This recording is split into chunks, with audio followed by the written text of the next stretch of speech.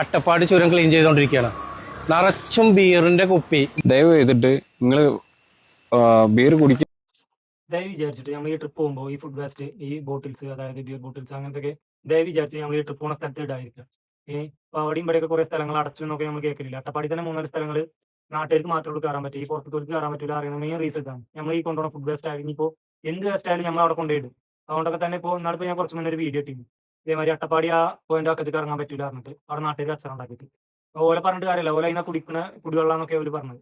ഇപ്പോൾ കുടിവെള്ളത്തിൽ കൊണ്ട് നമ്മൾ ഈ വേസ്റ്റും കാര്യങ്ങളൊക്കെ ഇട്ട് അവരെന്തായാലും ഓട്ടോമാറ്റിക്കായിട്ട് റിയാക്ട് ചെയ്യും. അപ്പോൾ ദയവ് വിചാരിച്ചിട്ട് നമ്മൾ ഈ കൊണ്ടുപോകുന്ന വേസ്റ്റും കാര്യങ്ങളൊക്കെ മാക്സിമം തിരികെ കൊണ്ടുവരാൻ നോക്കുക. തിരികെ കൊണ്ടുവന്നിട്ട് അതിൻ്റെതായ സ്പോട്ടിൽ കൊണ്ടുവിടുക. അല്ലാതെ ഈ നമ്മൾ എന്തെങ്കിലും ട്രിപ്പ് പോകണോടത്ത് കൊണ്ടുപോയിടുകയല്ല ചെയ്യുക. അപ്പോൾ എല്ലാവരും ഒന്ന് ശ്രദ്ധിക്കുക.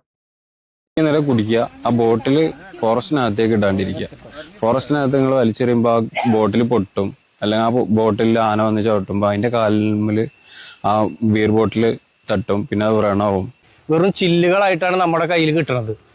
ഇങ്ങനെ ഈ കിട്ടുന്ന കുപ്പി ചില്ലുകൾ ഓരോ മൃഗങ്ങളുടെ അല്ലെങ്കിൽ ആന അല്ലെങ്കിൽ മനുഷ്യന്മാരുടെ കാലുമ്പോൾ തന്നെ തട്ടിയാലുള്ളൊരു അവസ്ഥ നോക്ക്. രാത്രിയിലാണ് കൂടുതലായിട്ടുള്ളത്. പകലും ഉണ്ടാവുമായിരിക്കും. നമ്മളിപ്പോൾ വണ്ടി ഇവിടെ നിന്ന് ജസ്റ്റ് യൂറിൻ ബസ് ചെയ്യാനെന്ന് പറഞ്ഞിട്ട് വണ്ടി പാർക്ക് ചെയ്ത് കഴിഞ്ഞാൽ നമുക്ക് അവരുടെ പുറകിൽ തന്നെ നിൽക്കാൻ പറ്റില്ല, അവർ ഇട്ടുണ്ടോ ഇല്ല എന്നുള്ളത് നോക്കിയിട്ട്. അവർ ആളില്ലാത്ത സമയം നോക്കിയിട്ട് ഇട്ടിട്ട് പോവുകയാണ് കൂടുതലായിട്ട് കാണാറുള്ളത്. നമ്മൾ കഴിക്കുന്ന ഓരോ മിഠായി കടലാസും അത് നമ്മുടെ മാലിന്യമാണ്.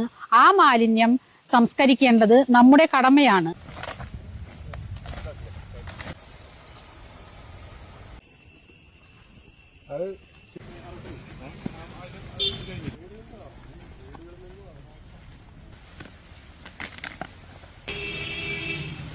അല്ലെങ്കിൽ ഏതെങ്കിലും സ്ഥാപനങ്ങളിൽ നിന്ന്